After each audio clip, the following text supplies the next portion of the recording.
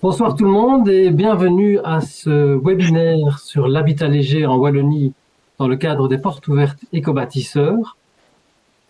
Alors, peut-être quelques petites règles avant de démarrer notre session. Donc, raison pratique parce que nous sommes fort nombreux et nous en sommes très très contents puisque l'engouement est là, mais donc nous avons coupé les micros. Donc, vous aurez l'occasion de poser vos questions dans le chat. Mon collègue Benoît, qui est en back-office, va collecter les différentes questions et on essaiera d'y répondre un maximum en fin de webinaire. Par ailleurs, on va aussi collationner les différentes questions et on vous renverra, parce qu'on n'aura pas le temps d'arriver au bout, je pense que la matière est assez dense, on vous renverra par la suite un petit FAQ avec les différentes réponses aux questions qui auraient été posées. Et puis voilà, on est nombreux et on s'en réjouit, mais donc on propose que les échanges dans le chat puissent se faire de manière courtoise et respectueuse. Ce webinaire est organisé dans le cadre des portes ouvertes éco-bâtisseurs qui sont organisées par Ecoconso depuis une dizaine d'années. Et donc, cette année, vous avez l'occasion de visiter 70 logements qui ont été éco-rénovés ou éco-construits à Bruxelles ou en Wallonie. Et donc, il reste encore un week-end pour visiter. Donc, toutes les informations sont disponibles sur le site ecobâtisseur.be. Et donc, les portes ouvertes éco-bâtisseurs sont organisées par Ecoconso, qui est une association qui vise à développer des comportements respectueux de l'environnement et de la santé dans le cadre de la consommation. Voilà. Alors, pourquoi l'habitat léger Si vous êtes là, vous savez sans doute que c'est une thématique qui est intéressante. Pourquoi? Parce que ce sont des solutions de logement durables, abordables et flexibles, mais qui suscite encore beaucoup d'interrogations et beaucoup de réticences. Donc, on va essayer de parcourir tout ça ensemble aujourd'hui. Et donc, l'objectif aujourd'hui du webinaire, ce ne sera pas de répondre à toutes vos questions qui sont souvent très, très nombreuses, mais en tout cas, on va essayer un maximum de faire le point sur ce qu'il est possible de mettre en place, le cadre en Wallonie et les obligations à respecter pour essayer d'y voir plus clair. Donc, ce soir, nous allons avoir quelques invités. On va devoir un petit peu chambouler l'ordre parce que Monsieur Piedboeuf, qui est bourgmestre de Tintigny, mais qui est également parlementaire, sera sans doute appelé vers d'autres obligations. Mais donc, on commencera par un point sur le point de vue normatif, un petit aperçu, je dirais, sur les critères en termes d'urbanisme que je vous présenterai dans quelques instants. Et puis, on aura le plaisir d'entendre Monsieur Gendrin, qui est directeur de la direction des études et de la qualité du logement du service public de Wallonie, qui nous parlera des critères de salubrité. Ensuite, Madame Aurélie Tondu nous parlera des exigences en matière de PEB, donc c'est la performance énergétique des bâtiments, et elle est architecte et responsable PEB. Ensuite, je vous l'ai dit, on va un petit peu bousculer l'ordre, donc on aura Monsieur Piedboeuf qui parlera de l'expérience à Tintigny, qui est assez innovante et qui vaut la peine d'être présentée. Et puis on aura Nathan Van Den Bosch qui est parmi nous, qui présentera son expérience en tant qu'habitant, il a autoconstruit une tiny house et il habite dedans. Et donc on trouvait ça aussi intéressant d'avoir ce point de vue-là. Et on terminera par un témoignage de Julie Chantry, la bourgmestre d'Ottigny-Louvain-la-Neuve, qui est une commune où il y a 2 tiny houses qui ont été, où 2 permis ont été octroyés, et elle nous en parlera. Et donc, pour terminer, ce sera un petit tour de questions et réponses dans les limites du temps imparti. Voilà. Donc, le point de vue normatif, je vais pas être extrêmement long, mais je voulais quand même resituer un peu le cadre dans lequel tout ça peut s'inscrire. Donc, en Wallonie, on a depuis quelques années un code wallon du logement et de l'habitation durable qui a défini ce qu'était l'habitation légère. Et donc, c'est une évolution importante puisque ça ne figurait pas avant dans ce qui était le code wallon du logement. Et donc, aujourd'hui, on a une définition. Et donc, une habitation légère est une habitation à vocation d'habitat, comme son nom le dit. Donc, ce n'est pas du tourisme, ce n'est pas une vocation professionnelle, c'est bien un lieu pour habiter.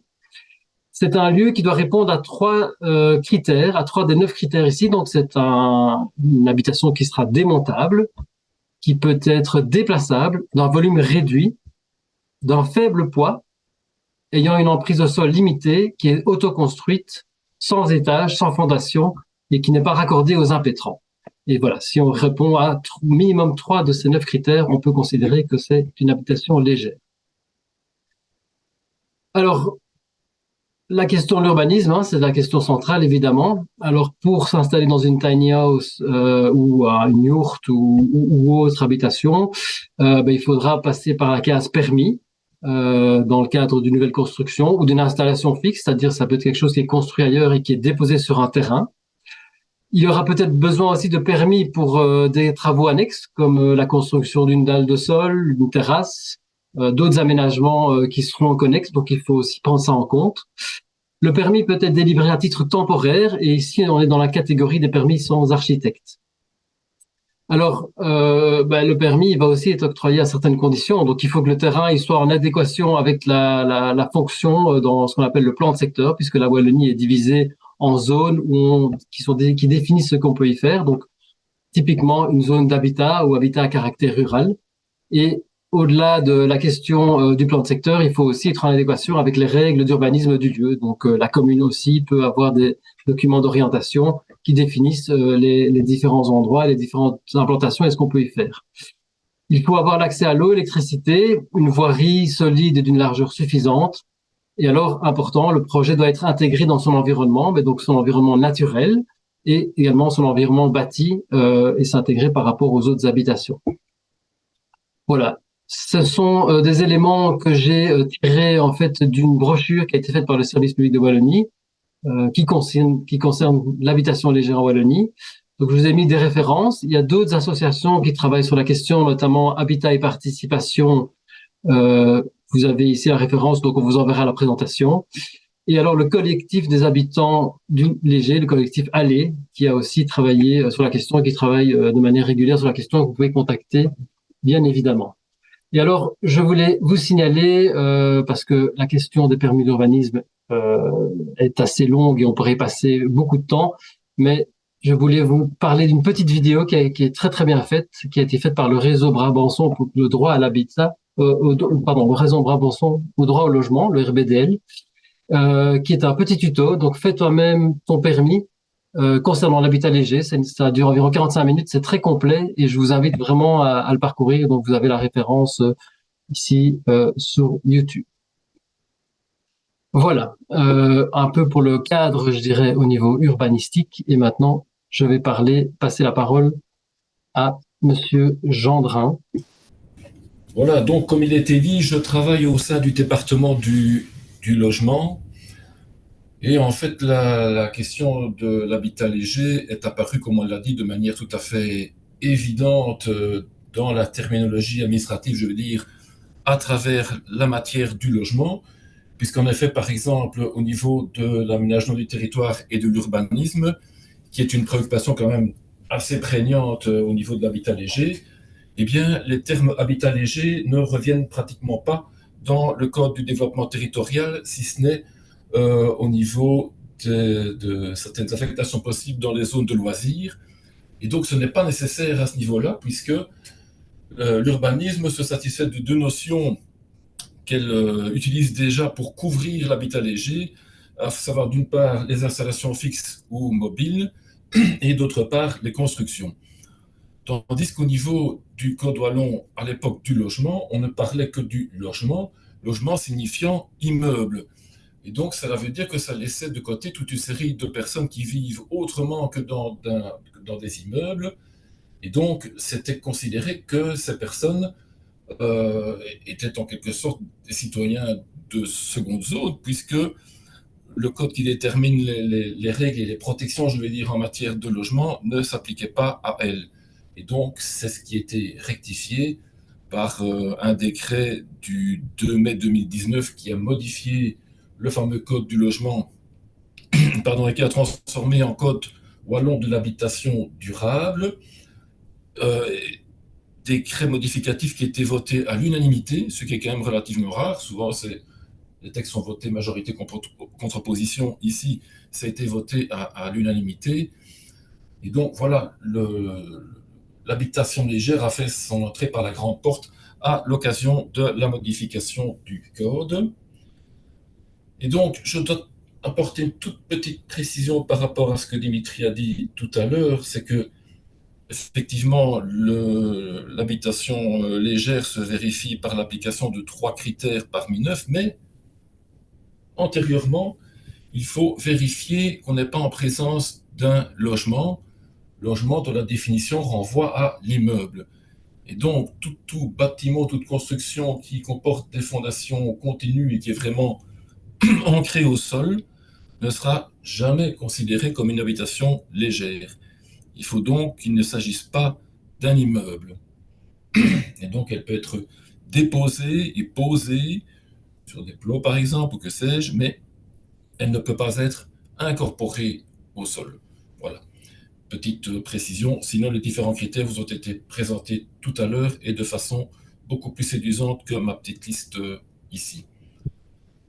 Et donc, en fait, l'insertion de l'habitation légère dans le code a permis une reconnaissance de toutes les personnes qui vivent dans ces habitations qui ne répondent pas à la définition de logement. Mais donc, qui dit reconnaissance, dit aussi certains devoirs et certaines obligations, puisque le code du logement jusque-là visait à définir ce qu'est un logement entre guillemets correct. De la même manière, l'insertion de l'habitation légère dans le code vise également à définir ce qu'est une habitation légère qui est, entre guillemets, un niveau correct, en tout cas qui respecte le droit à la dignité et à la vie des personnes. Et dans ce cadre-là, il était décidé qu'il y aurait deux régimes de critères minimaux de salubrité. Donc ces critères minimaux de salubrité sont ceux qui définissent ce qu'est, comme je disais, un logement entre guillemets correct, en tout cas salubre. Et donc, contrairement au régime logement dans lequel il n'y a qu'une seule catégorie de normes, ici les normes sont scindées en deux catégories. Il y a des normes qui sont applicables aux propriétaires occupants, qui sont des normes plus light, entre guillemets, et des normes applicables aux habitations légères mises à disposition à titre onéreux, en résumé, mises en location. Et là, les obligations, évidemment, sont plus lourdes, parce qu'il ne s'agissait pas d'ouvrir la porte à une catégorie d'habitation relativement peu coûteuse et pour lesquelles les propriétaires pourraient rapidement rentabiliser leur investissement. Ce qui est une chose qui existe déjà dans les zones qu'on appelle d'habitat permanent, qui sont des zones de loisirs, où des personnes vivent de manière permanente.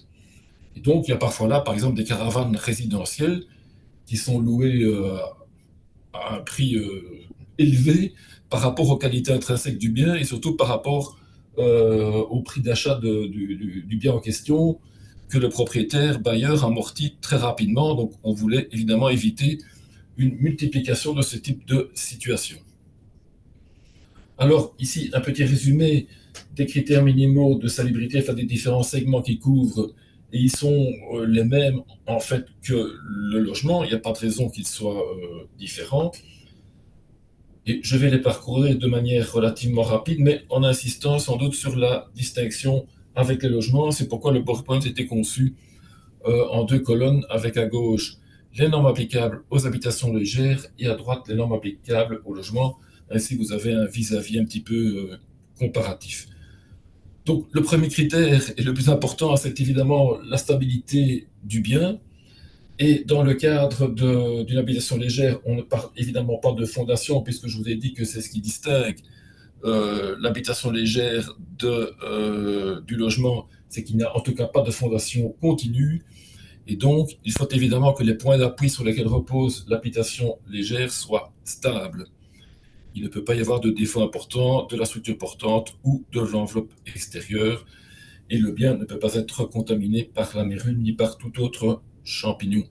Donc, c'est assez curieux, mais les critères minimaux de salubrité, ils sont toujours exprimés par la négative. Donc, il faut qu'il y ait une absence de problème, absence de. Alors, électricité et gaz, mais comme vous le voyez, les critères sont les mêmes que pour les logements. Je ne vais pas entrer dans le détail, et ceux qui souhaitent disposer du PowerPoint, on pourra évidemment bien entendu leur fournir. Donc voilà, il faut évidemment que les installations électriques et de gaz soient sécures. C'est quelque chose d'indispensable pour pouvoir vivre en toute sécurité. Au niveau du chauffage, ben là, vous pourrez voir que même pour les logements, les critères minimaux de salubrité, qui sont en fait le minimum tolérable, les critères minimaux de salubrité, ce n'est pas un idéal à atteindre, c'est le minimum acceptable, en dessous duquel on ne peut pas descendre. Et donc, vous voyez que ces critères sont les mêmes et qui sont assez pas très élevés, je vais dire, puisque par exemple, l'existence d'une cheminée est suffisante pour dire que voilà, par la présence de la cheminée, on peut installer un point de chauffage fixe et donc le critère est rencontré. Vous voyez que c'est pas très très exigeant et parfois ça n'est même pas respecté. Donc c'est toujours ça le problème des critères minimaux. On dit souvent les critères minimaux ils sont assez bas. Oui, oui, effectivement ils sont assez bas, mais dans la réalité, bien souvent ils ne sont même pas rencontrés. Donc, voilà, je le répète, le minimum minimorum, ce n'est pas un idéal à atteindre. Il y a un critère particulier pour les habitations légères, c'est vu leur petit volume, il est souhaitable, enfin il est même obligatoire qu'ils soient équipés d'un détecteur de monoxyde de carbone, pour autant qu'il y ait un moyen de chauffage qui fait appel à la combustion, évidemment. Mais c'est souvent le cas dans les habitations légères, que ce soit chauffage au bois ou ce type de, ou appelé, que sais-je, mais un appareil avec combustion.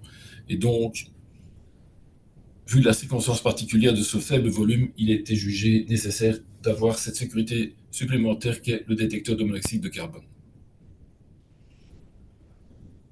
Les sols et les escaliers, vous voyez que pour la hauteur libre de l'entrée, eh bien, on a une exigence un tout petit peu moindre que celle du logement, puisqu'on demande une hauteur de 1,70 m, et aussi la particularité qu'on exprime de manière différente, puisque structurellement, l'habitation légère n'est pas comparable à la structure d'un logement, où ici, donc, on accepte que, à part hauteur et largeur, elle puisse représenter une superficie minimale de 1 m².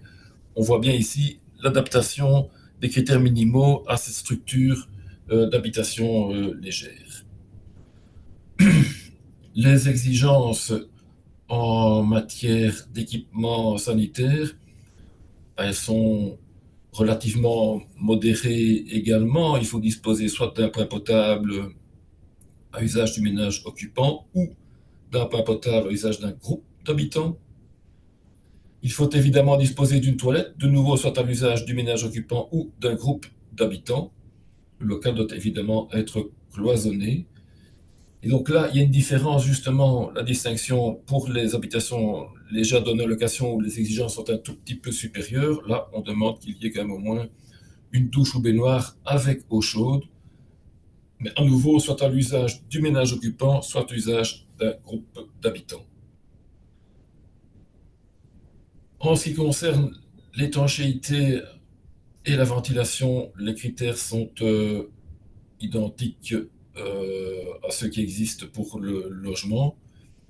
Je ne vais pas m'apesantir sur eux. Il faut évidemment que le logement ne soit pas humide, quelle qu'en soit l'origine, que ce soit de l'infiltration mitationnelle ou de la condensation. Et il faut évidemment un mécanisme de ventilation, enfin mécanisme, je veux dire, possibilité de ventilation, qui peuvent être aussi simplement une fenêtre ouvrante. Ce n'est pas nécessairement un mécanisme mécanique de ventilation. Ça peut être aussi simplement l'existence d'un ouvrant. En matière d'éclairage naturel, à nouveau, les exigences sont quasi les mêmes en termes de chiffres, je vais dire, que le logement, si ce n'est que pour l'habitation légère, on demande principalement que ce soit la pièce de jour qui respecte les critères en question.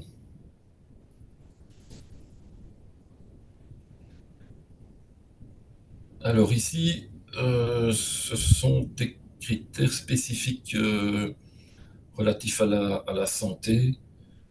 Vous voyez qu'à nouveau, ils sont les mêmes que pour le logement, donc il ne faut pas qu'il y ait de monoxyde de carbone. Il ne peut pas y avoir d'amiante dans les matériaux, c'est quand même un compte qui en est dans une habitation légère. pas de moisissure, pas de plomb dans la peinture murale, ça s'applique peu à l'habitation légère, et pas de radon. Enfin, ça, c'est une situation sans doute un peu particulière au niveau géographique.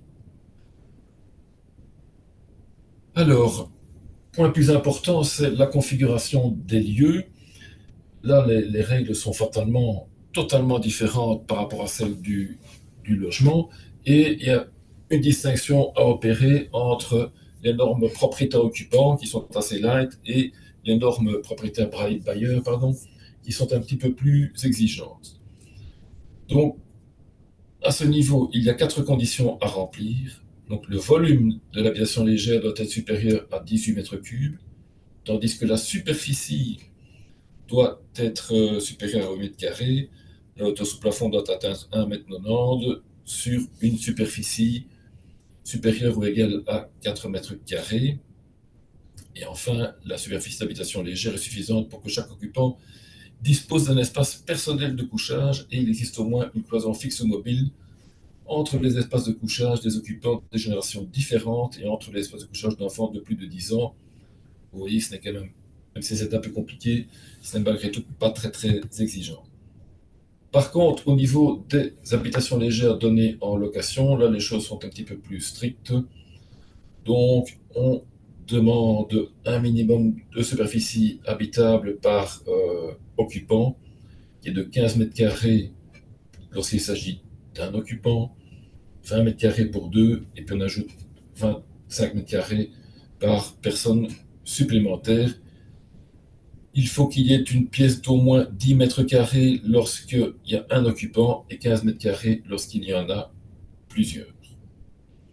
Donc ce sont des normes qui tendent à se rapprocher de celles du logement, tout en restant inférieures sur la superficie minimale habitable totale en mètres carrés. Les habitations déjà collectives, c'est un cas particulier, je ne vais pas m'apesantir là-dessus. Voilà, j'ai un collègue qui a humoristiquement fait un beau résumé des différentes exigences. Donc, quels sont les contrôles prévus?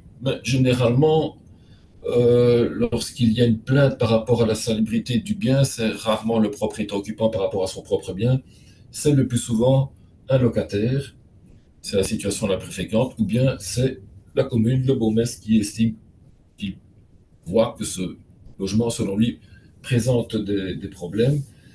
Et dès lors, notre administration réalise alors une enquête de salubrité pour vérifier si les critères minimaux de salubrité sont respectés ou pas. Il y a un rapport qui est établi, qui est adressé aux différentes parties, les occupants bien entendu, le propriétaire, le bourgmestre, et in fine, il n'y a que le bourgmestre qui peut prendre d'éventuelles mesures contraignantes qui se traduisent par des arrêtés de police, qui peuvent être soit un arrêté qui ordonne l'exécution de travaux, ou soit, quand la situation est plus grave, un arrêté qui interdit l'occupation du bien. Et donc, au niveau du logement, il y a certaines communes qui sont compétentes en matière de salubrité. Ce n'est pas le cas ici pour les habitations légères. Seuls donc les enquêteurs du SPV Logement peuvent procéder aux visites. Donc, on a convenu que c'était préférable, s'il s'agissait de matière nouvelle, qu'il y ait une uniformité d'application de la réglementation. Et c'est pourquoi nous sommes, l'administration du logement est la seule à avoir la main sur la vérification du respect des critères minimaux de salubrité. Voici les règles sur l'introduction de la demande et les conclusions. Je vous en ai déjà parlé il y a un petit instant. Une particularité enfin concernant les habitations légères données en location, elles doivent faire l'objet de la délivrance d'un permis de location. Et donc, il y a une visite par un agent de notre administration qui procède à la vérification du respect des critères de salubrité. On vérifie en même temps la conformité urbanistique et les éventuels règlements communaux, à la suite de quoi une attestation de conformité est délivrée, au moyen de laquelle le propriétaire se rend auprès de son administration communale pour solliciter le fameux permis de location qui a une validité de 5 ans. je dois dire que tant qu'à présent, nous avons été assez peu sollicités pour la réalisation de visites dans le cadre de cette demande de permis de location. Alors, de deux choses l'une, ou bien il y a peu d'habitations légères données en location, ou bien elles restent un peu en underground et les propriétaires bailleurs, pour l'instant en tout cas, ne se montrent pas au jour. Mais voilà, cette obligation pèse bel et bien sur eux et le défaut d'avoir obtenu un permis de location peut les soumettre à d'éventuelles sanctions financières, donc qui sont des amendes administratives. Donc voilà. À bon entendeur, salut. Et j'en ai donc terminé avec ma petite présentation. Merci beaucoup. Maintenant, je vais céder la parole à Aurélie Tendu qui va nous parler de la performance énergétique des bâtiments dans le cadre de l'habitat léger. Oui, donc j'ai partagé mon écran aussi. On va voir si ça a bien fonctionné tout de suite. Voilà. Alors, est-ce que vous voyez bien mon écran? Oui. Oui, parfait. Voilà, donc effectivement, donc moi je suis architecte responsable PEB et facilitatrice PEB au sein de l'Union Wallonne des architectes. Donc en fait, nous sommes un service d'accompagnement des professionnels principalement dans le cadre de la réglementation, donc pour répondre à toute question liée à la réglementation de manière générale, donc l'encodage, les exigences, les procédures, etc. Donc voilà, donc c'est un exercice un peu neuf pour nous de nous adresser aux particuliers. Il faut savoir qu'en région Wallonne, donc on a ce service facilitateur PEB à destination des professionnels, mais il y a aussi les guichets de l'énergie, qui sont un peu dispersés sur tout le territoire wallon et qui peuvent aussi répondre à vos questions liées à la PEB, vous aider à compléter les documents si nécessaire, ainsi que les conseillers énergie au sein des administrations mêmes. Donc voilà, donc on parle de réglementation PEB. Qu'est-ce que c'est la réglementation PEB? Déjà la PEB, la performance énergétique des bâtiments. Donc c'est une réglementation qui est en vigueur en région wallonne depuis le 1er mai 2010. Elle a évolué, elle découle de décrets et d'impositions de directives européennes.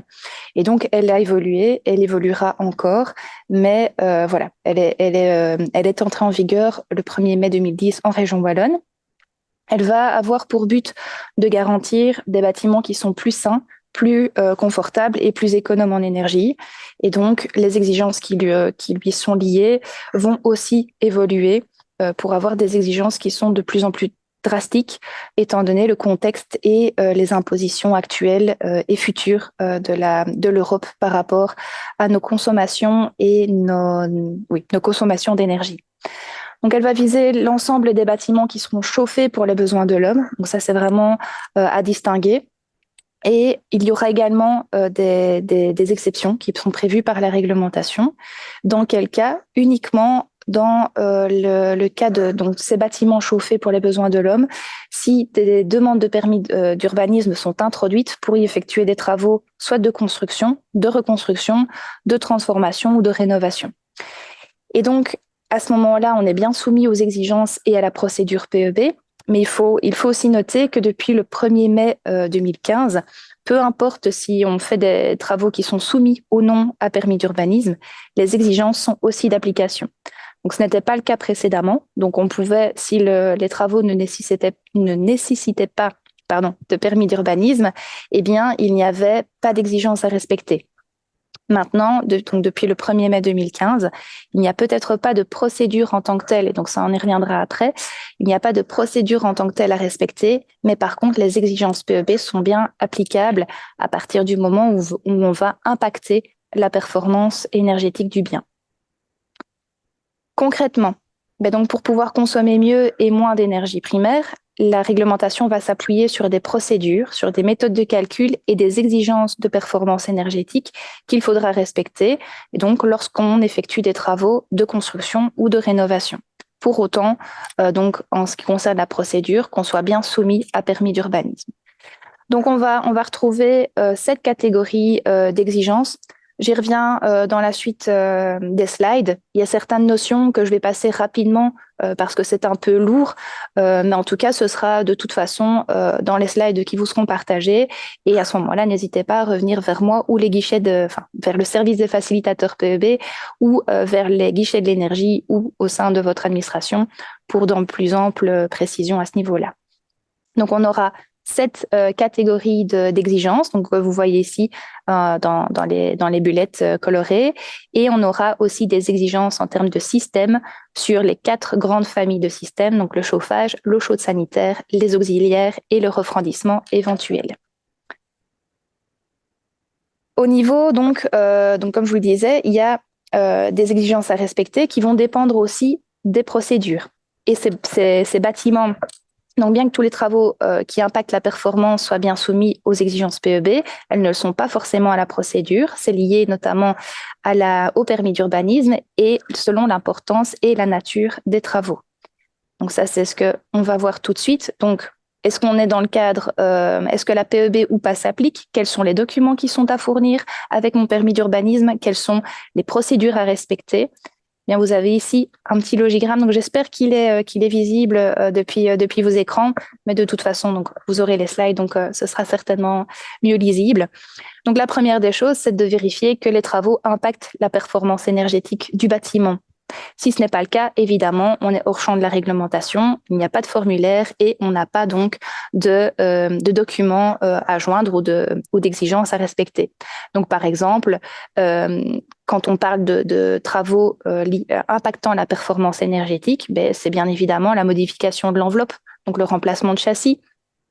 C'est la rénovation des systèmes, c'est la pose ou en tout cas la transformation, la modification d'une isolation existante, la construction ou l'installation d'un logement. Effectivement, ce sont des travaux qui impactent la performance. Donc, dans le cas où la réponse est oui, il est nécessaire de se questionner, de savoir si ce projet est soumis ou pas à une demande de permis d'urbanisme. Donc ça, c'est à vérifier au sein de votre administration communale, donc au sein du service urbanisme. Si la réponse est non, eh bien, on n'a pas de formulaire à joindre à la demande de permis on n'a pas de formulaire à joindre puisqu'il n'y a pas de demande de permis d'urbanisme, mais il y a des exigences à respecter. Et donc ça, c'est ce que je vous disais. Et on aura 3 familles, on va dire, d'exigences à respecter, quoi qu'il en soit. Donc ce sera l'exigence UR, donc c'est ce qui va concerner la performance des parois. Donc quand on va changer les châssis, quand on va isoler une paroi, quand on va créer aussi une paroi, donc reboucher une baie par exemple, on sera soumis à ces exigences. Et donc vous avez dans les slides un lien direct donc, vers l'annexe C1 qui reprend les exigences auxquelles vous serez soumis. On a également des exigences en termes de ventilation, puisque comme je le répète, la PEB, ce n'est pas juste de garantir des bâtiments économes en énergie, mais c'est aussi de garantir des bâtiments qui sont sains. Et donc, la ventilation joue un rôle très important dans la salubrité des logements. Et donc ça, ce sera lié à l'annexe C2 ou l'annexe C3. Et ça s'impose notamment dans le cas du placement, du remplacement de châssis. Et la dernière exigence en vigueur lorsque l'on réalise ce genre de travaux, si elle s'applique, c'est celle qui va concerner les systèmes. Et donc, c'est principalement lorsqu'on va installer, remplacer ou moderniser des systèmes. Et donc, comme je le répète, je suis dans un bâtiment avec un modulateur d'éclairage et donc il se peut que, voilà, ça s'éteint, je suis désolée. Donc voilà, comme je le disais, les exigences sont à respecter, mais il n'y aura à ce moment-là pas de document à joindre à l'administration puisqu'il n'y a pas de permis. Deuxième cas de figure, c'est si le projet nécessite une demande de permis d'urbanisme. Donc dans ce cas-là, il est nécessaire d'identifier la nature des travaux sur base donc de l'objet de la demande de ce permis. Donc on aura de nouveau 3 catégories qui concerneront les bâtiments neufs ou bâtiments assimilés à du neuf. On aura les rénovations simples et les changements de destination et des rénovations importantes. Ici, je vais plus me concentrer sur les bâtiments neufs puisque c'est ce qui va concerner en fait l'installation, la création d'un habitat léger. Donc l'installation d'une yourte ou l'installation d'une tiny house ou la construction d'une tiny house, ce sera considéré comme du bâtiment neuf au niveau de la PEB. Vous voyez donc qu'il y a des documents différents à joindre à la demande de permis. Donc, c'est ce que vous voyez, DI, DF, DS, donc déclaration simplifiée. Donc, tout ça, ce sont vraiment les documents à joindre à la demande de permis d'urbanisme. Et selon la nature des travaux, eh bien, la nécessité ou pas de faire appel à des professionnels va varier également. Donc, en fait, si on est dans le cas de bâtiments neufs, de bâtiments assimilés à du neuf ou de rénovation importante, on va avoir l'obligation de recourir à un responsable PEB agréé en région wallonne. Donc, c'est lui qui va se charger d'établir les différents documents à joindre à votre demande de permis d'urbanisme. Donc, dans certains cas, pour l'installation d'une yourte ou la création d'une tiny house, eh bien, l'installation aussi d'une tiny house, vous serez soumis à des exigences et une procédure de bâtiment neuf, et le recours à un responsable PEB sera obligatoire. Donc, le responsable PEB, c'est un indépendant. Donc, ce n'est pas la région wallonne qui va mandater cette personne-là, c'est vous qui devez désigner ce responsable PEB qui va vous accompagner tout le long de la procédure pour compléter les documents nécessaires à joindre et à envoyer à l'administration. Pour d'autres natures de travaux, donc la rénovation simple ou le changement de destination, eh bien, vous pouvez vous-même compléter ces documents-là et les joindre à votre demande de permis d'urbanisme. Vous pouvez également vous faire aider, comme je vous le disais, par les guichets de l'énergie ou par les conseillers énergie qui sont en place au sein de l'administration de votre commune. Donc voilà, donc ça c'est le petit logigramme qui vous permet rapidement et assez simplement de définir si vous êtes soumis ou pas à la procédure, d'abord à la réglementation PEB et ensuite sous quelle procédure quelle procédure sera applicable à votre projet. Au niveau des exigences, voilà, c'est ce que je vous disais, je ne vais pas les passer en revue parce que c'est assez complet, on va dire. Mais donc, il faut savoir qu'au niveau du résidentiel, pour un bâtiment neuf, on aura 7 exigences à respecter. Et donc, vous les voyez ici, dans les petites bullettes colorées. Elles sont reprises dans l'ordre. Donc, vous voyez qu'il y a des valeurs UMAX, le niveau K, niveau W, etc. J'ai mis des liens dans les slides. N'hésitez pas à les consulter si vous avez besoin de plus d'informations et ou à nous revenir si nécessaire. Mais il faut savoir que ces exigences sont applicables donc, dans le bâtiment neuf. Et donc, c'est un responsable PEB qui pourra vous accompagner aussi et donc voilà, qui pourra vous aiguiller sur la teneur de ces exigences et comment parvenir à respecter ces exigences. Donc, on a deux champs d'application. Donc, le premier est le résidentiel, donc pour tout ce qui va concerner les logements individuels. Et le second, qui se trouve ici, ce sera le non résidentiel, donc tout ce qui est non-logement, donc les commerces, les bureaux, des bureaux d'études, enfin des activités d'indépendants complémentaires ou pas, mais également les logements collectifs. Donc une partie des logements collectifs va se retrouver également dans le non-résidentiel. Vous voyez que les exigences à respecter sont les mêmes, mais sont moindres pour le non-résidentiel. Elles ne sont pas pour autant plus faciles. C'est juste que voilà, il y a certaines exigences en termes de non-résidentiel qui ne vont pas s'appliquer alors qu'elles vont s'appliquer pour le résidentiel. Au niveau du cadre réglementaire, comme je vous le disais rapidement tout au début, tous les bâtiments qui font l'objet donc de travaux de construction, de rénovation, de transformation ou de reconstruction sont soumis aux exigences PEB et à la procédure en cas de permis d'urbanisme, sauf exception prévue par la réglementation. Et c'est là qu'on intervient pour les habitats légers, puisque le décret cadre du 28 novembre prévoit notamment deux exceptions qui peuvent s'appliquer pour l'habitat léger. Donc la première, c'est pour les constructions provisoires pour une durée d'utilisation inférieure à 2 ans. Et la seconde, c'est pour les bâtiments à construire d'une superficie utile totale inférieure à 50 mètres carrés. Pour le champ d'application, eh bien, pour la première exception donc, qui concerne les constructions provisoires, il faut impérativement que le permis d'urbanisme prévoie cet aspect provisoire et donc que le permis vise bien une durée limitée d'utilisation de 2 ans maximum. Sans cette notion au niveau du permis d'urbanisme, on ne peut prétendre à cette exception du point de vue PEB. Reste la dernière exception applicable dans le cadre des habitats légers, c'est l'exception qui va concerner les bâtiments neufs dont la superficie utile totale est inférieure à 50 mètres carrés. Et donc là, on a deux conditions. Il doit s'agir d'un bâtiment neuf. Et donc, l'installation d'une yourte, c'est considéré comme un bâtiment neuf. L'installation d'une tiny, enfin voilà, ça, c'est du bâtiment neuf. Donc là, on est bon, je vais dire. Et la deuxième, c'est que la superficie utile totale, la SUT, soit inférieure à 50 mètres carrés. Justement, je vais vous expliquer ce qu'est cette superficie utile totale. Et donc, si on reprend la définition, c'est la superficie utile totale, donc c'est la somme, des surfaces des différents niveaux d'un bâtiment, y compris les mezzanines si elles sont présentes. Et donc, on ne prend pas en compte la hauteur libre. Et donc, c'est une superficie qui est calculée entre les murs ou les parois extérieures et on ne tient pas compte de cette épaisseur de paroi.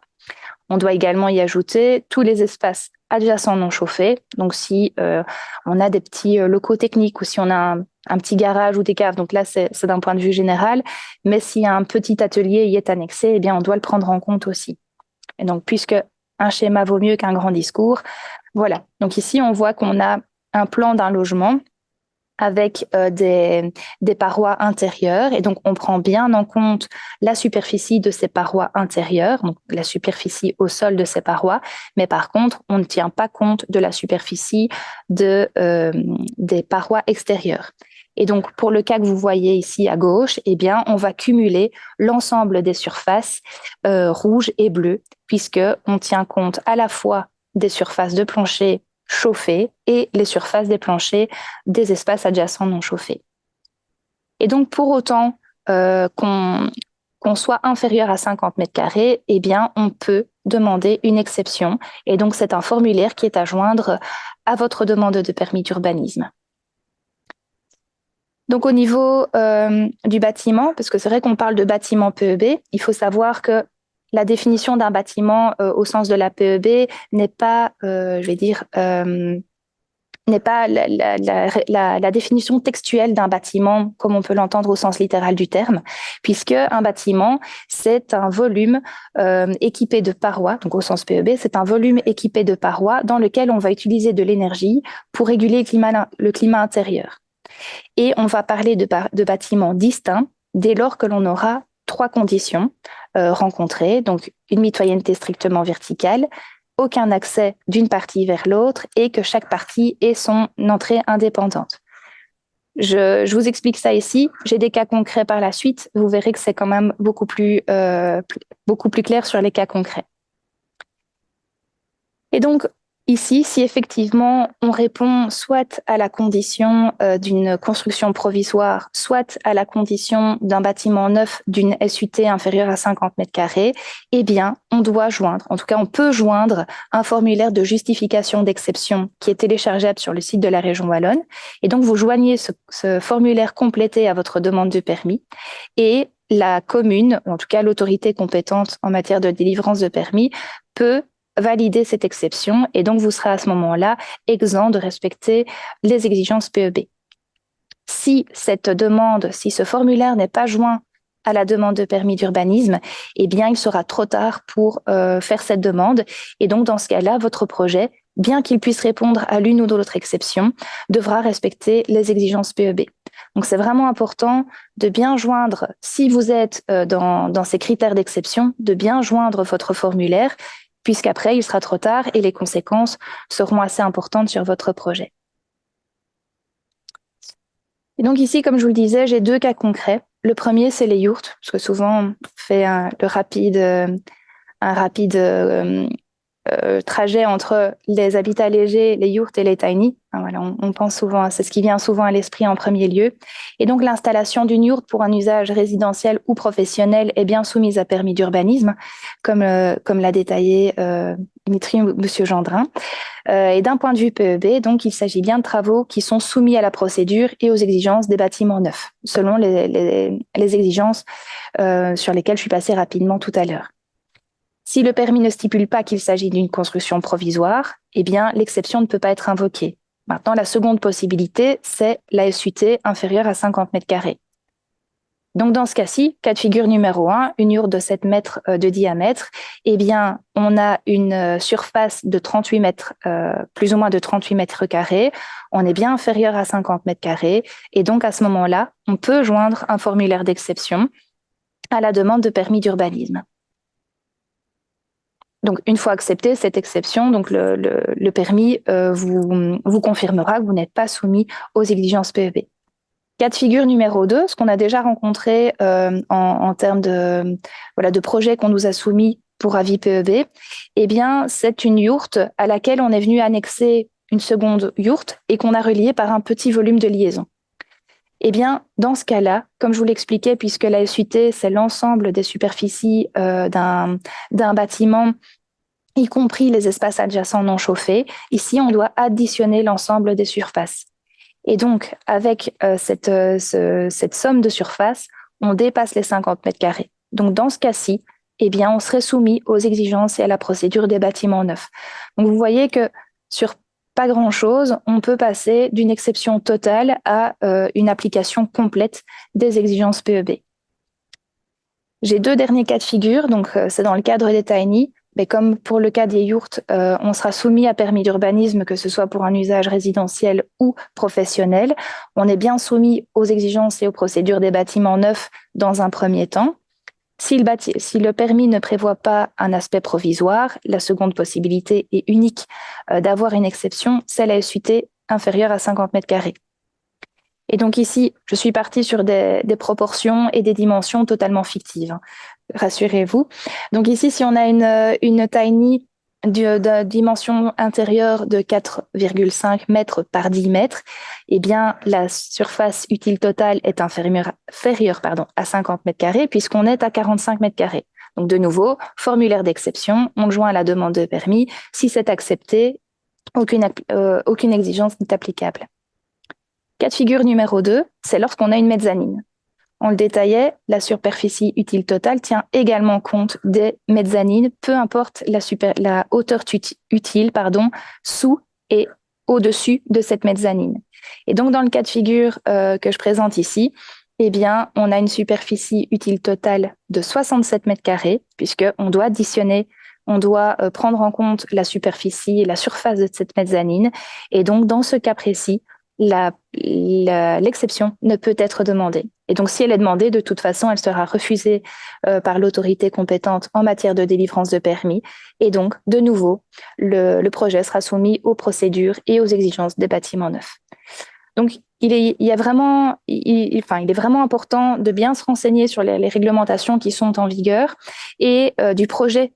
Vraiment en amont de définir le projet que vous voulez mener, parce que ça aura des conséquences considérables, puisqu'on imagine bien que pour les parois d'une yourte, ce sera très compliqué de pouvoir atteindre les performances attendues et exigées par la performance, la PEB, la performance énergétique des bâtiments. C'est la même chose en termes de consommation d'énergie, puisqu'on aura des exigences en termes de ventilation qui seront applicables aussi. Donc voilà, donc bien définir votre projet en amont et de bien vous renseigner sur les réglementations qui sont applicables. Donc voilà, si vous avez des questions, les guichets de l'énergie sont à votre disposition, le service des facilitateurs aussi, et les conseillers énergie au sein de votre commune. Voilà, merci de votre attention. Merci beaucoup Aurélie. Alors, sans transition, et puisque nous sommes un peu pris par le temps, on va un peu dézoomer de la parcelle vers la commune, et je vais céder la parole à Monsieur Bébeuf, qui est le bourgmestre de la commune de Tintigny et qui a développé un projet sous forme de Community Land Trust, il nous en parlera sans doute, autour de l'habitat léger pour permettre l'accès aux propriétés et au logement dans sa commune. Merci beaucoup, je vous laisse la parole. Bonjour à tous, je vais essayer d'être succinct parce que si ça sonne, je dois aller voter, mais normalement, ça devrait aller. Donc, je suis en effet le bourgmestre de la commune de Tintigny. J'ai commencé à réfléchir à l'habitat léger en 2015. Et puis, comme j'avais un accord de principe du fonctionnaire délégué pour un projet pilote dans ma commune, en 2017, j'ai commencé à monter le projet. Donc tout ça a été conçu avant même que la législation n'existe, et la législation de 2019 n'a fait qu'évidemment faciliter les choses par rapport à la concrétisation de mon projet. J'ai fait le tour de toute une série de producteurs, de fabricants, j'ai participé à des colloques, et d'ailleurs je salue les amis du groupe Allé ou de la baraque de Louvain avec qui j'ai eu des entretiens nombreux. Donc nous avons monté un dossier de lotissement en zone d'habitat pour de l'habitat léger. On a étudié la zone, on a étudié, parce que je ne voulais pas que ce soit un sous-logement, l'équipement du terrain avec eau, égout, électricité, sans obligation de se raccorder, mais avec la possibilité de le faire par rapport à des questions que j'ai vu défiler sur, par exemple, les toilettes sèches. Il n'y a pas de problème. Celui qui veut une toilette sèche, il peut l'installer. Par contre, à long terme, moi, je pense qu'il vaut mieux avoir des égouts parce qu'on peut se lasser de la toilette sèche. Donc, on a monté notre zone, on a fait appel à des entreprises, on a réalisé les travaux. La zone d'habitat a été inaugurée il y a quelques mois. Il y a 11 emplacements, ils sont tous réservés. Actuellement, il y a 2 tiny house, il y a une roulotte, il y a 2 yurts. Et les autres vont arriver, ils font l'objet de demandes de permis de bâtir. Ça ne se passe pas trop mal au niveau de l'octroi des permis de bâtir. J'ai entendu toutes les normes dont on parle, mais par exemple, le cas d'une yourte qui est reliée à une deuxième moyennant un petit couloir que vous venez de citer, qui faisait 54 mètres carrés, donc qui imposait les normes PEB d'un habitat neuf. Nous, on a donné le permis avec l'accord bienveillant de l'urbanisme parce que les 54 mètres carrés, franchement, par rapport aux 50 mètres et par rapport aux exigences en matière de consommation énergétique, ils sont quand même remplis dans l'espace en question. Donc, il n'y a pas eu de difficulté. Tout ce qui a été expliqué en matière de stabilité sont évidemment d'application. Et je n'ai aucune difficulté par rapport à la zone que j'ai décidé de faire gérer après une consultation d'un notaire en lui expliquant que je n'avais pas envie d'aller faire la police tous les jours dans une zone d'habitat léger où un des habitants peut faire trop de bruit par rapport aux autres. Et donc, le modèle de gestion est une gestion collective, d'où le choix du CLT, donc Community Land Trust, qui finalement met la commune comme partenaire, mais aussi tous les utilisateurs. Il y a un groupement des utilisateurs qui se réunit, qui décide des modalités d'exercice entre eux. On a aussi installé, par exemple, un portique de boîte aux lettres commune, etc. Mais ils ont choisi le portique. Il y a un jardin partagé, donc ils gèrent eux-mêmes la zone. Il y a dans le CLT prévu un espèce de comité des sages pour résoudre les conflits qui pourraient survenir avec un occupant.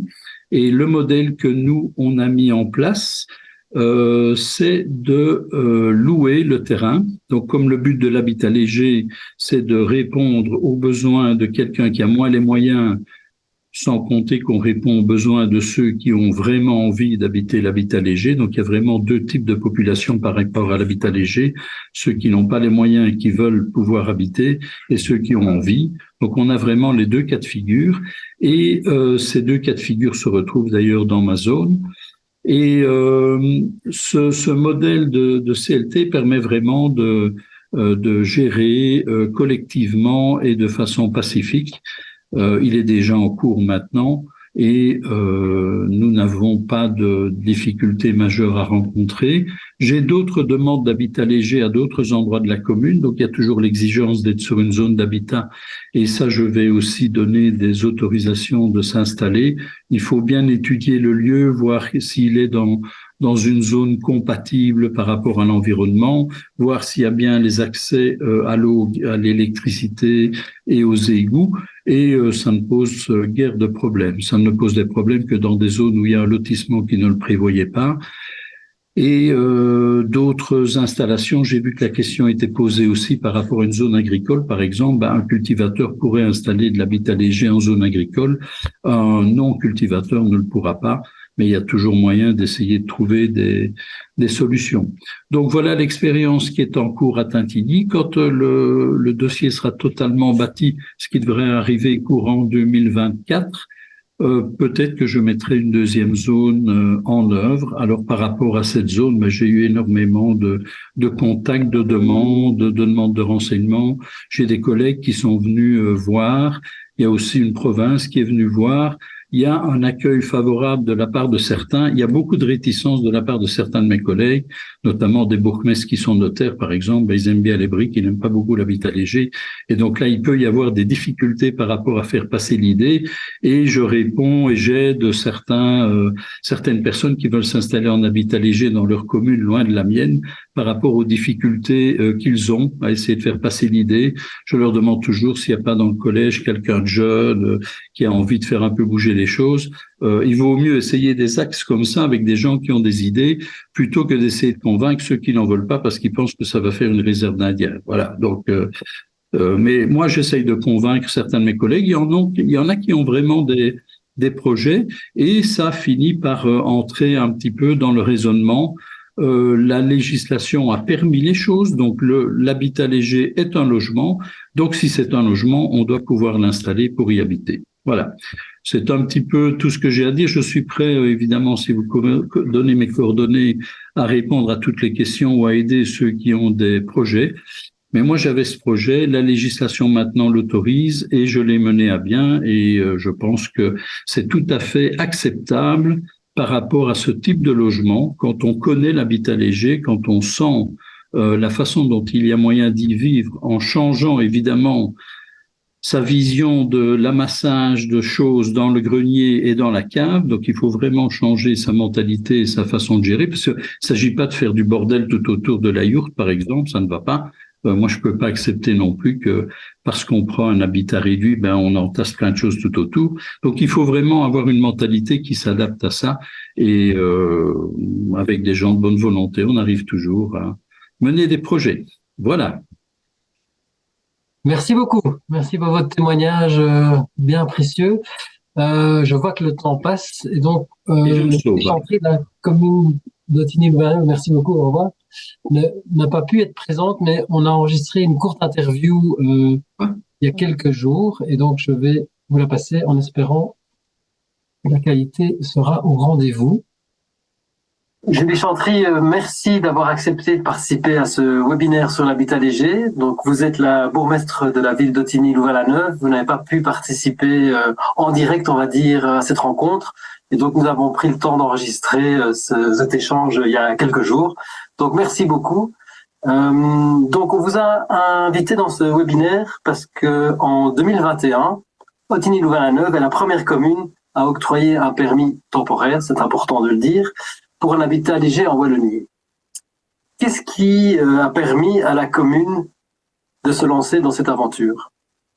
Il y a d'abord un terreau. Il y avait déjà un terreau un peu fertile dans notre commune, et déjà bien avant que je sois bourgmestre, puisque nous avons de longue date sur notre territoire le quartier de la Baraque, qui est composé d'habitats légers, qui ne sont pas régularisés au niveau urbanistique pour l'instant, mais elles existent de facto depuis un certain nombre d'années. Et donc, il est clair que la question de l'habitat léger était déjà présente dans les réflexions des mandataires, notre service juridique et urbanisme depuis longtemps. Donc, sachant cela, quand on a revu notre schéma de structure communale dans les années 2014-2015, on a tenu à introduire dans le schéma de structure la notion d'habitat léger. Et donc, on a une part de notre schéma de structure qui traite de cette question-là et on ouvrait, à travers ce schéma de structure, une première porte à l'installation d'habitat léger dans des zones qui peuvent le permettre. C'était assez flou, mais ça permettait d'introduire dans notre règlement cette première notion d'habitat léger. Évidemment, la suite logique de cette inscription, c'était de se confronter à une demande de permis d'urbanisme réel, donc sur le territoire, pour de l'habitat léger. Et on a eu l'occasion en 2021, avec cette demande d'une famille de s'installer dans un habitat léger sur notre territoire, et donc d'avoir une demande en bonne et due forme de permis d'urbanisme, qui a dû à ce moment-là être traitée par nos services pour voir si on parvenait à concrétiser l'octroi d'un permis d'urbanisme. Alors ça a été un cheminement assez long, puisqu'il a fallu analyser les possibilités ou pas. Donc le service juridique a émis différents rapports qui pointaient les difficultés, l'urbanisme également. Et en fait, au final, on s'est rendu compte que donc l'habitat léger, la complexité, c'est que parfois il n'y a pas de règles précises qui s'appliquent à cet habitat-là, et donc on ne sait jamais très bien à quoi se conformer. Et donc on est reparti de toutes les règles qui concernent l'urbanisme et le logement, et on a analysé est-ce que ça l'habitat léger qu'on a là, qui est une tiny house, enfreint ces règles-là. Et en fait, au fur et à mesure de l'analyse, tous les éléments ont été levés, les freins ont été levés, et ce qui a surtout permis de lever le frein, c'est la constitution d'un droit à durée provisoire. Et donc c'est comme ça que le permis d'urbanisme a pu être délivré, mais pour une durée maximale de 5 ans, maximale, c'est-à-dire le permis est pour une durée de 5 ans, c'est renouvelable, mais ce n'est pas renouvelable indéfiniment. Et ça a amené vraiment un point intéressant qui a permis de lever en fait toutes les craintes de l'urbanisme sur un droit acquis pendant toute une série d'années. Et donc c'est avec cette constitution d'un droit provisoire qu'on a réussi à faire en sorte que ce permis soit octroyé. On a l'impression là qu'elle est un peu en plein bois. En fait, il y a des maisons tout autour. Donc elle s'inscrit dans le cadre d'un habitat groupé. Et donc un des premiers points qui était absolument nécessaire pour nos services, c'était que la zone au plan secteur permette l'installation d'un habitat. Et donc ici, on est bien dans une zone d'habitat au plan secteur. Et donc ça, c'est le premier critère qui permet de créer du logement. On n'est pas dans une zone verte, on n'est pas dans une zone forestière où là, ça n'aurait pas marché. Donc ça, c'était le premier critère. On ne dirait pas, mais en tout cas, c'est en zone d'habitat. Alors oui, aujourd'hui, on est presque 3 ans plus tard. Quel est votre retour d'expérience par rapport à ce premier projet ? En fait, on est très content que ça ait pu marcher et qu'on ait réussi à remettre ce permis dans toutes les formes, en respectant toutes les formes. Donc ça, c'est vraiment, c'est pour nous évidemment le plus important, c'est que du coup, c'est réplicable ailleurs. Et donc, on a eu l'une ou l'autre séance d'information après, enfin, j'ai participé à différentes séances d'information après l'octroi de ce permis, où d'autres communes sont venus, en fait, est-ce qu'on peut avoir ce permis pour voir comment est-ce que vous avez argumenté et justifié. Et donc, on espère sincèrement que ça peut créer un précédent pour que d'autres communes puissent elles aussi délivrer des permis d'urbanisme pour de l'habitat léger. Alors, je n'ai pas fait de recherche spontanée pour savoir si ça a été le cas, mais en tout cas, certaines étaient très intéressées par la démarche et par l'argumentation qui avait permis d'employer ce permis. Et donc, à l'échéance des 5 ans, qu'est-ce qui se passe? Donc, à l'échéance des 5 ans, ils doivent renouveler leur demande, donc confirmer le fait qu'ils sont toujours intéressés de rester dans cette domiciliée, avec une domiciliation dans cette tiny house qui sert d'habitat. Et donc, ils doivent simplement reconfirmer ça au niveau de l'urbanisme, et puis on est reparti, a priori, pour une durée de 5 ans encore. D'accord. Est-ce que depuis, ça a fait des petits, j'ai envie de dire, est-ce que vous avez eu d'autres demandes qui sont arrivées jusqu'à vous? Donc, on a eu une autre demande pour une tiny house et qu'on a octroyée de la même façon. C'était ici au mois de juin, avec un permis provisoire de 5 ans. Donc, et là, c'est passé beaucoup plus facilement, étant donné que toute l'argumentation avait déjà été creusée avec nos services juridiques et urbanisme. Et donc, on a reproduit la même chose. Le cas était tout à fait similaire, la source nous le permettait. Et donc, on est reparti sur la même chose. Donc, effectivement, nous, on s'est créé notre jurisprudence, entre guillemets, en la matière, puisqu'on a maintenant un modèle qu'on peut répliquer, en tout cas pour les tiny houses. Je dis vraiment sur ce modèle-là, c'est le plus facile. Et puis, si on est sur des modèles d'habitat léger, il y aura peut-être encore des freins à lever. Donc, je ne peux pas garantir que tous les modèles d'habitat léger pourront rentrer facilement dans cette logique-là, mais la tiny house, en tout cas, c'est très adapté. Est-ce que vous avez un conseil à donner aux personnes qui suivent le webinaire, qui seraient en tant que particulier tentées d'approcher la commune pour déposer un permis? En tout cas, moi, je pense que c'est toujours une démarche intéressante d'aller jusqu'au bout et donc de faire une demande d'urbanisme en bonne et due forme quand on est en habitat léger. Maintenant, je ne peux pas garantir que toutes les communes vont avoir une certaine ouverture d'esprit par rapport à cette question. Certains sont encore stressés et croient que des gens qui s'installent en habitat léger, ça va être des gens qui vivent de façon très différente. Et donc, il y a un stress encore par rapport à ça. Nous, en tout cas, on a tout à fait dépassé ce niveau-là.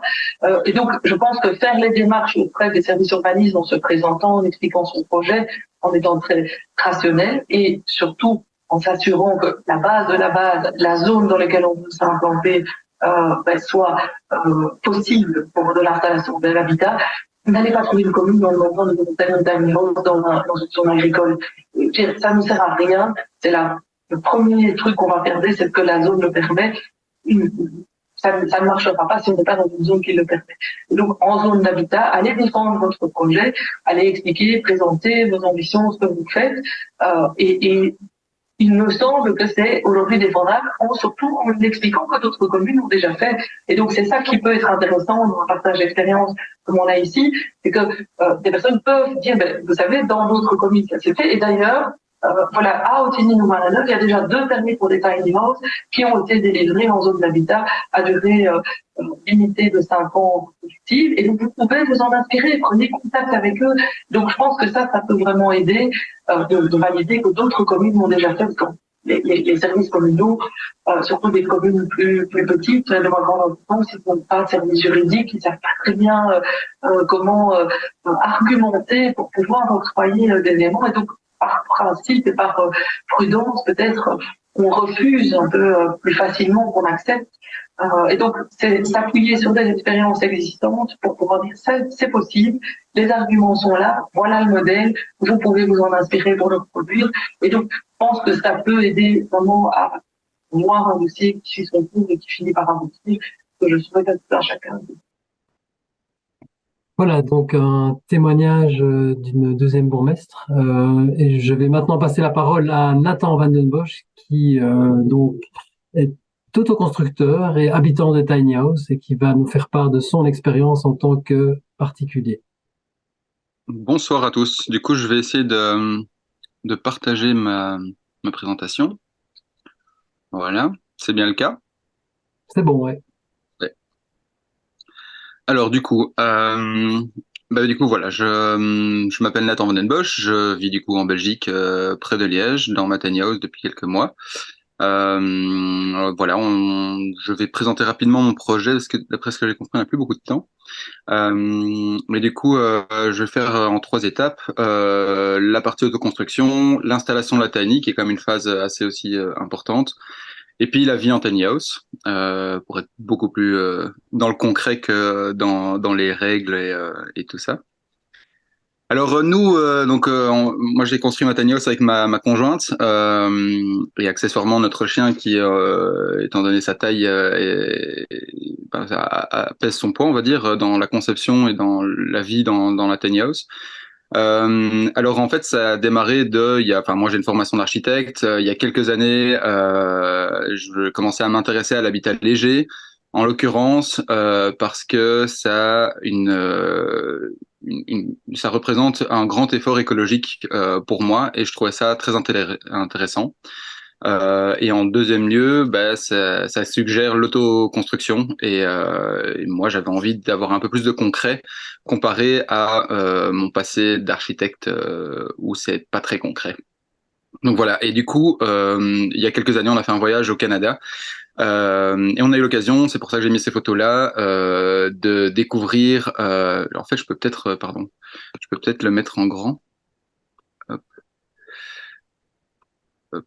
On a eu l'occasion de découvrir du coup la vie dans un habitat tout petit.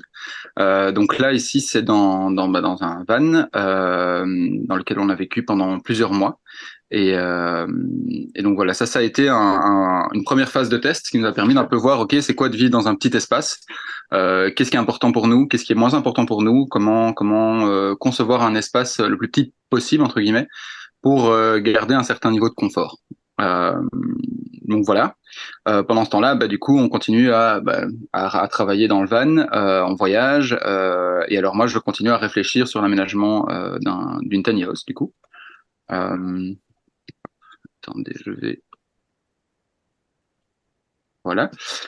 Du coup, voilà, je conçois des 3D sur Internet. Voilà, il y a plein de logiciels gratuits qui permettent un peu visualiser un petit peu l'espace, ce que ça donne, de tester les choses, de voir aussi au niveau structurel comment ça tient moins. Voilà, pour concevoir l'espace. Et en parallèle, on a eu la chance au Canada d'avoir plusieurs expériences à différents endroits où on a vu des habitats légers. Vous avez ici 2 photos, c'est 2 différentes, on dirait pas, mais voilà, il y avait des yourtes aussi, enfin il y avait plein de choses qu'on a expérimenté aussi. Donc il y a des tailles qui sont très différentes. Au niveau de la législation, là-bas, c'est complètement différent, donc il y a beaucoup plus de liberté. Ce qui facilite aussi la conception et le style de bâtiment qu'on construit. Puis du coup, on est rentré en Belgique après notre voyage. Notre voyage qui a duré qui a duré un peu plus d'1 an. Et quand on est arrivé en Belgique, on était en plein Covid à ce moment-là encore, et donc confiné chez nous. On n'avait plus de maison, donc on logeait chez les parents de ma copine. Et du coup, on s'est dit, c'est le moment de se lancer, vu que de toute façon il y a rien d'autre à faire. On va se lancer et c'est le moment de faire le premier pas. Et du coup, là, ça demande toute une série de réflexions par rapport à la fois la conception. J'avais déjà beaucoup penché dessus, mais maintenant, il va falloir voir au niveau des matériaux, des fournisseurs, de la proximité des matériaux, de l'accessibilité des magasins de construction, etc. Revoir 2-3 détails techniques, évidemment, aussi en fonction des matériaux qui sont disponibles et où on les trouve. Trouver un espace de travail. Donc là, il y a une photo d'un hangar qu'on a trouvé pas loin de la maison de la maman de ma copine où on logeait, ce qui était pratique aussi, parce que du coup, on évite de faire des heures de bagnole pour aller bosser. On a aussi essayé de voir comment on s'organisait niveau timing pour entre nous dégager du temps pour s'occuper de ça. Puis voilà, tout ça, il y a le stockage aussi que j'ai noté. Voilà, et tout ça, du coup, en dessous, vous avez toute la structure, presque tout le bois qu'on a utilisé pour concevoir la tiny qui nous a été livrée en camion. Donc ça aussi, c'est quelque chose d'intéressant de savoir un peu où se fournir et ce à quoi on a accès, combien ça coûte, etc. Ensuite, voilà, du coup, on est parti sur l'autoconstruction. Donc là, ça c'est une grosse phase de travail. Nous, ça nous a pris plus de 2 ans, un peu plus de 2 ans et demi, même, je dirais. Sachant que dedans, on a fait des pauses parce qu'on en avait marre. Il y avait aussi des pauses parce que le temps motive pas, parce que, enfin, le temps qui fait quoi, la météo ne motive pas, parce que voilà, là, vous voyez, on est dans un hangar pas à ciel ouvert, mais à mur ouvert, donc on est quand même soumis aux intempéries. Puis voilà, on s'y est mis à 2 et puis on s'y est mis aussi à plusieurs. On a évidemment fait appel à des copains pour certaines phases de construction qui parfois nécessitaient l'aide de bras supplémentaires. C'est un projet qui prend du temps, ça faut le savoir, et puis ça demande aussi un certain équipement et un savoir-faire. Puis du coup, on a trouvé une personne dans le coin, en fait c'est la même personne qui possède le hangar dans lequel on a construit la tiny. On lui a demandé s'il voulait bien nous aider à la déplacer. Et donc comme ça, on avait enfin la possibilité de déplacer notre maison et d'aller l'installer où on le pourrait. Voilà, et du coup, ça ressemble à ça. Alors ça roule, nous on était assez frileux, donc ça roule très doucement. On est plutôt sur du 10 km/h, donc voilà, faites le calcul, mais on fait 10 km en 1 heure, quoi. Donc ça peut être long si on veut aller loin.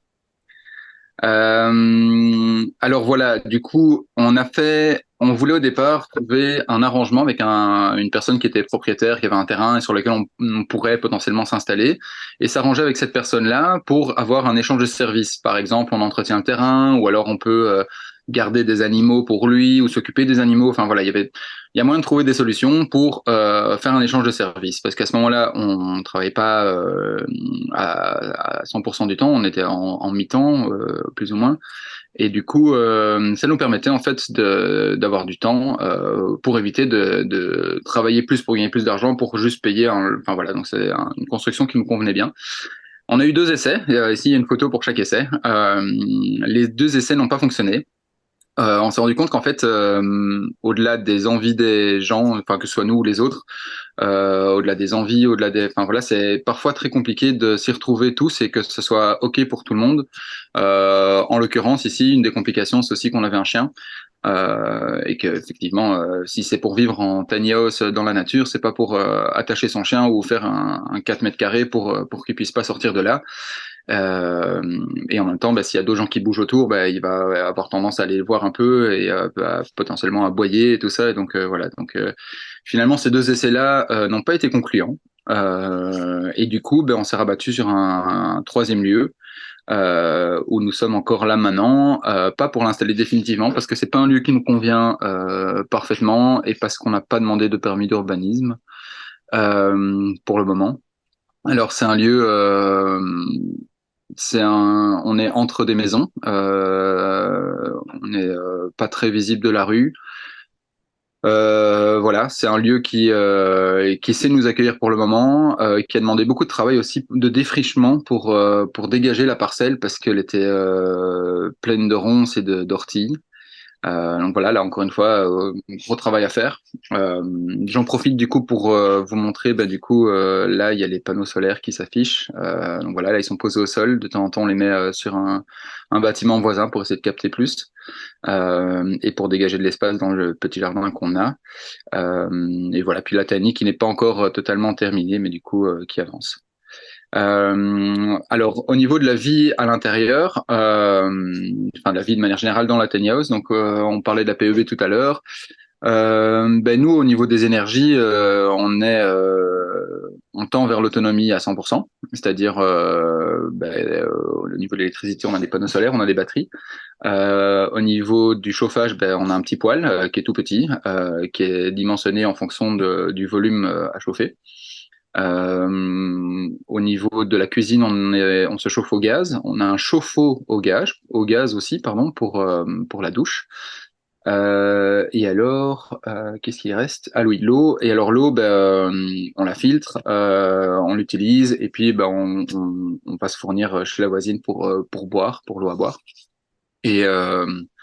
Et voilà, alors pour le moment, ça nous convient. On fonctionne aussi avec des toilettes sèches et on va installer un système de phytoépuration. Voilà, donc ça nous permet d'être un minimum autonome, d'où le fait aussi qu'on n'a pas spécialement envie de rester dans une dent creuse, on va dire, pour justement être entre guillemets dans un espace plus grand et plus agréable. Alors du coup, ouais, voilà, ça c'est l'intérieur de la tiny house. La vie en couple en tiny house se passe bien. Alors bien sûr, c'est un seul volume, c'est un seul espace. Comme vous pouvez le voir, il y a une mezzanine. De là où est pris la photo, je suis à peu près dans le fauteuil, quoi. Donc vous avez vu le poêle juste avant. Voilà, à droite du poêle, c'est le fauteuil. Et puis du coup, là, je suis à peu près dans le fauteuil, je fais une photo. Et donc là, vous avez la cuisine à gauche, vous avez un escalier avec des rangements en dessous. Tout au fond, on aperçoit un espèce de bac. En fait, c'est la toilette. La toilette, elle se trouve du coup dans le fond de la tiny, qui est en fait l'espace salle de bain. Et puis juste avant, tu as un espace dressing. Et puis en haut, c'est juste une chambre avec des bouquins. Et puis voilà. Et du coup, mais ça laisse pas d'espace pour s'isoler entre guillemets réellement. Nous, ça nous pose pas de problème. Ça nous amène à discuter de temps en temps, peut-être plus que si on avait des espaces et qu'on pouvait chacun s'isoler, machin. On s'isole finalement quand même avec des écouteurs, tout simplement. Et ça marche très bien. Hein. Il n'y a pas de souci avec ça. Bon, je dois dire qu'on a aussi une terrasse devant la tiny. On peut le voir sur la photo là, en plein hiver, et sur les deux autres terrasses qu'on aménage, qui évoluent peut-être aussi en fonction des saisons. Voilà, qui est réellement un espace qui est occupé, principalement quand il fait bon, mais même quand il fait froid, notre chien il peut rester là. C'est bête, mais du coup ça prend moins d'espace dans la maison, donc voilà, c'est intéressant aussi. Voilà l'intérieur toujours. Il y a plein plein de petits éléments. Hein. Il y a beaucoup de choses à dire. Il y a plein de petits éléments qui sont modulaires. Alors nous, dans le van, c'est un des éléments qu'on s'est rendu compte, c'est que c'est très intéressant d'avoir de la modularité, mais si c'est journalier, ça peut être pesant. Et donc l'idée, c'est d'avoir un maximum d'éléments qui sont fixes. Ça nous permet alors de pas devoir toujours reboucher, refaire le lit comme si on avait un clic-clac, ou alors je sais pas moi, replier une table ou quoi. Non, en fait, on peut tout laisser comme ça et ça permet aussi d'avoir de la vie en fait dans la maison, de pouvoir entre guillemets laisser son bordel chez soi et en fait de s'approprier le lieu aussi. Voilà, il y a aussi une question de lumière. Bon, pendant la journée, vous voyez, il y a beaucoup de lumière. Je crois qu'on a à peu près 10 fenêtres.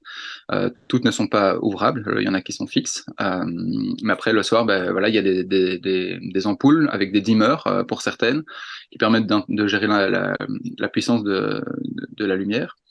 Et ça permet de créer en fait des espaces, d'accentuer certains espaces. Voilà, quand on mange, il y a plein de lumière dans la cuisine, puis on a arrêté de manger, il y en a plus, on éteint tout. Puis le soir, au plus l'heure avance, pour m'inciter à aller dormir, parce que sinon je vais dormir très tard, mais du coup je baisse les lumières, comme ça me donne plus l'impression de voilà que c'est le soir. Donc voilà, c'est toutes des petites choses qui sont intéressantes. Je vois ici en dessous de mon slide, vous pouvez voir que un petit résumé des énergies, comment je fonctionne. Voilà.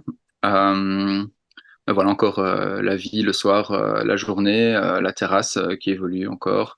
La tiny house actuellement, elle n'est pas encore terminée. On n'a pas demandé de permis d'urbanisme pour le moment parce que on n'envisage pas de rester ici. Donc on a trouvé un petit terrain, voilà, chez quelqu'un qui veut bien, moyennant une petite location, un petit montant, nous prêter une parcelle. L'idée c'est pas de rester pendant des années.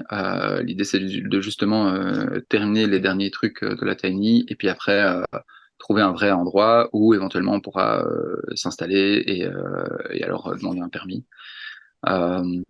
Voilà, je pense que j'ai fait un peu le tour. Je suppose qu'il y a plein de questions. Je suis disponible plus tard.